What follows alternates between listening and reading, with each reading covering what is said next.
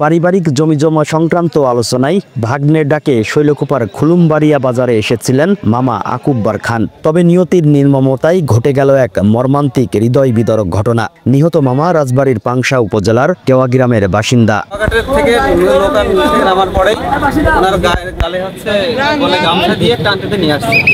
এখানে অনেক লোক তাকে পাতা দেয়, কিন্তু সে বলে যে আমার কাছে অস্ত্র আছে, সামনে যে যাবে মারিয়ে দেবো। পুলিশ ও স্থানীয় সূত্রে জানা যায়, দীর্ঘদিন ধরেই জমিজমা নিয়ে আপন মামার সাথে শৈলকুপার শাহবাড়িয়া গ্রামের ভাগ্নে ইউনুসের বিরোধ চলছিল। মামা আকুব্বার খান খুলুমবাড়িয়া বাজারে আসলে ভাগ্নের সঙ্গে জমি নিয়ে কথাবার্তা চলছিল। কথার মধ্যে একসময় মামা ফিরে যাওয়ার ইচ্ছা প্রকাশ করলে ভাগ্নে ক্ষিপ্ত হয়ে বৃদ্ধ মামাকে গলায় গামছা পেঁচিয়ে ঘাট থেকে টেনে নেওয়ার চেষ্টা করে। এক পর্যায়ে মামা আকুব্বার খান নিথর হয়ে পড়লে উপস্থিত লোকজন ছুটে আসেন।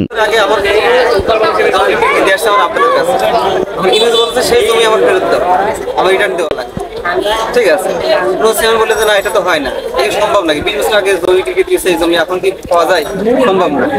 তো এরপরে আবার হাসান এখানে ছিল, তাকে বলে যে তুমি ইউনিসের মানাকে দিই, যাতে ঝামেলা না করে। কত ঝামেলা করতেছে। তারপরে আমরা জানি যে বিষয়টা আর কোনো ঝামেলা হবে না। আজকে জুম্মার নামাজের পরে আমার আব্বা বাজারে আসছে, বাজারে আসার পরে এই ঘটনা। প্রত্যক্ষদর্শীরা জানান, আমরা দূর থেকেই বুঝতে পারছিলাম না বিষয়টা কি। হঠাৎ চিৎকার শুনে ছুটে এসে দেখি মানুষ জমছে, কিন্তু কারোর মুখে কোনো কথা নেই। মাটিতে পড়ে আছে বৃদ্ধ মামার নিতর দেহ।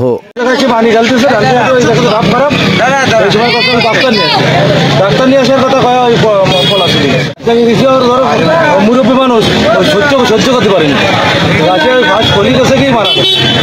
খবর পেয়ে পুলিশ দ্রুত ঘটনাস্থলে পৌঁছে আকুব্বার খানের নিতর দেহ উদ্ধার করে। পরে তা ময়না তদন্তের জন্য মর্গে পাঠায়।